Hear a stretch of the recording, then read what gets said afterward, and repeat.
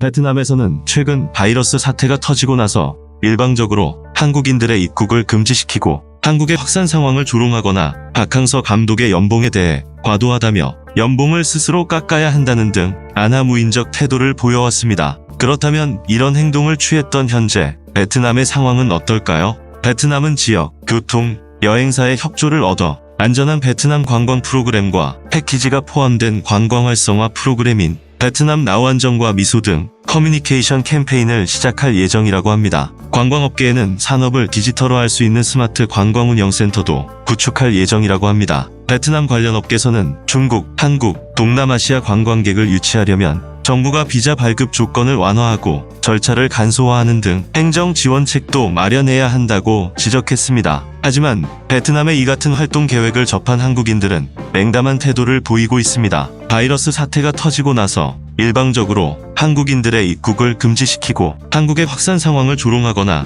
박항서 감독의 연봉에 대해 과도하다며 연봉을 스스로 깎아야 한다는 등 안하무인적 태도에 실망을 넘어 분노를 하고 있어서입니다. 최고 수준의 한국 진단 키트를 부정적으로 평가하거나 한국인들을 전염 매개체처럼 대했던 현지인들의 태도들은 한국인들이 이전까지 긍정적으로 바라보던 베트남에 대한 인식을 바꾸는 계기가 됐습니다. 베트남 정부의 태도도 문제로 지적됐습니다. 이런 논란이 커졌을 때도 현지 정부는 은근슬쩍 한국에 책임을 떠넘기는 듯한 태도로 자국 내 여론이 자신들에게 집중되는 것을 피하려는 듯한 행태만 보였습니다. 화가 난 많은 한국인은 베트남에 대해 2번 다시 방문하지 않겠다는 태도를 보이고 있습니다. 결국 손해는 베트남이 크게 되었습니다. 한국은 베트남의 큰손 고객 중 하나였습니다. 최근 하나세안 센터가 11번째 발간한 2019년 하나세안 통계집에 따르면 지난해 아세안 지역을 방문한 한국인 관광객은 모두 1,005만 3천 명이었습니다. 나라별로 보면 베트남이 429만 1,000명으로 가장 많았고 태국 188만 8천 명, 필리핀 178만 3천 명, 싱가포르 64만 6천 명,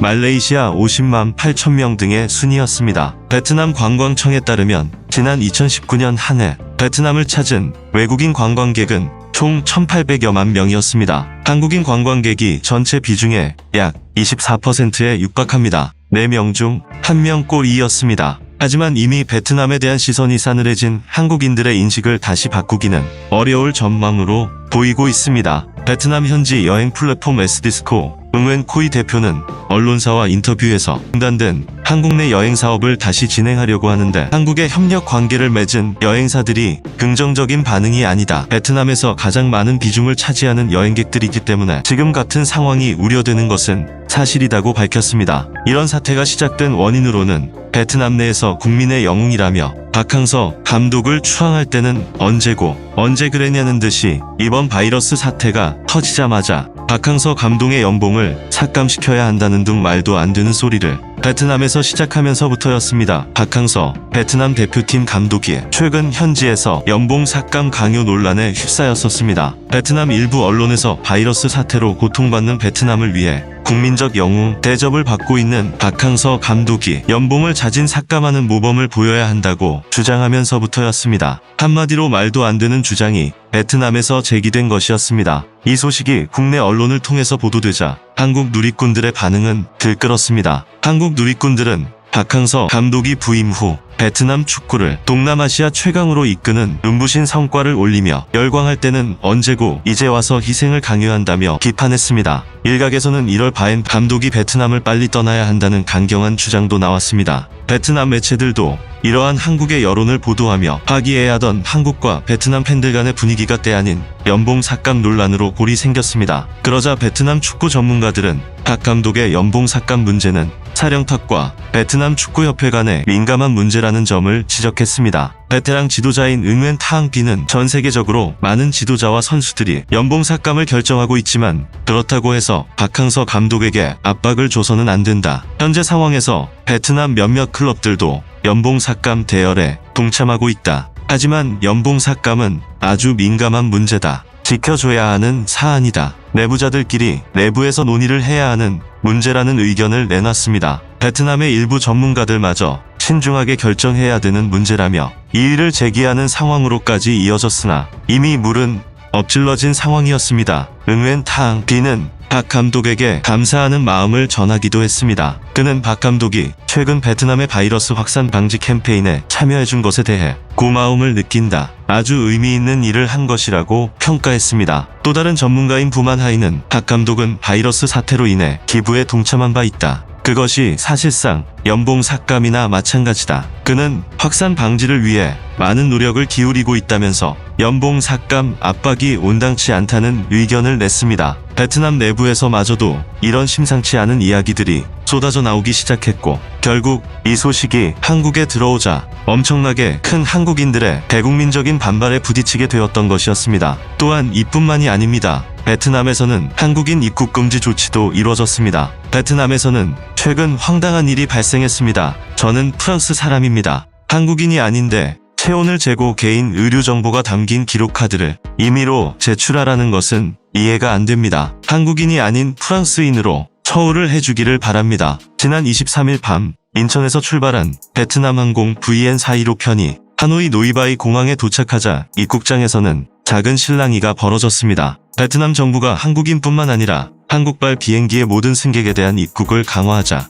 유럽이나 미국 등 다른 국가에서 함께 경유해온 승객들의 불만이 터져나온 것이었습니다. 이날 검역 서류를 받은 한국인 승객들도 베트남에 입국하면서 이런 종류의 의료 기록을 써본 것은 처음이라며 베트남에서 이런 대우를 받을 줄은 생각도 못했다고 볼멘 소리를 냈습니다. 베트남 보건당국이 설명을 이어가자 결국 승객들은 테이블조차 마련되지 않은 바닥에 앉아 검역 서류를 들고 한 사람씩 세부 내용을 작성했습니다. 한마디로 베트남 공항에서 한국인 푸대접을 하고 있었던 것입니다. 베트남 정부가 한국발 모든 비행기에 대한 검역을 전면 강화했습니다. 특히 바이러스 확산 사태의 중심이 되는 대구와 경북 지역의 출발 항공편은 입국이 아예 제한됐습니다. 대구를 출발해 다낭에 도착한 비에젯 항공의 VJ871편에 탑승한 승객들은 한국인을 포함해 전원 격리 조치되어 베트남에서 옴짝달싹도 못하게 되었습니다. 뚜오이체 등 베트남 현지 언론에 따르면 이날 베트남인 58명, 한국인 22명이 다낭 공항에서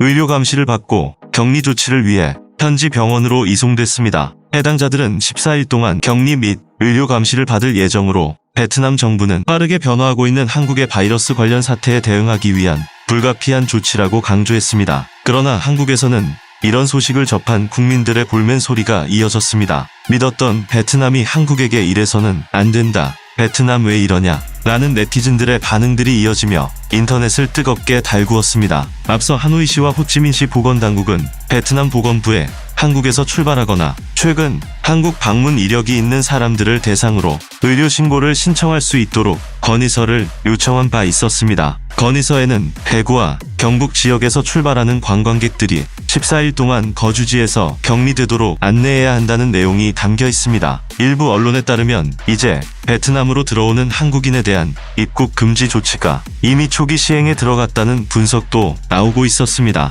이는 대구 경북 지역을 시작으로 국내에서 전국적으로 확산될 경우 베트남 정부가 인천발 항공기에 대해서도 격리 조치를 시행할 수 있다는 얘기였습니다. 사실상 한국인의 베트남 입국 금지인 셈입니다. 주베트남 한국 대사관은 바이러스 확산에 따른 베트남 정부의 한국인 입국 제한 조처에 대해 면밀히 주시하고 있다면서 대사관 내 전담팀을 통해 특별 안전공지를 현지 교민들에게 지속적으로 배포 중이다. 현지 외교 채널을 이용해서도 관계 당국과 긴밀한 협의를 이어갈 것이라고 밝혔습니다. 그러나 이미 한국인들의 베트남에 대한 시선은 싸늘해진 뒤였습니다. 현재 베트남에서는 한국인과 엘리베이터도 같이 타지 않겠다는 사람들이 속출할 정도로 한국인들을 기피하고 있는 코리아 포비아 현상마저 생겨난 것으로 감지되고 있습니다. 현지의 한국인들은 베트남 내 혐한 분위기가 점점 심해지고 있다며 엘리베이터엔 한국인 타고 있으면 안 타고 길거리에서 한국인 지나가면 욕하는 사람도 있다. 경비가 집에 찾아와서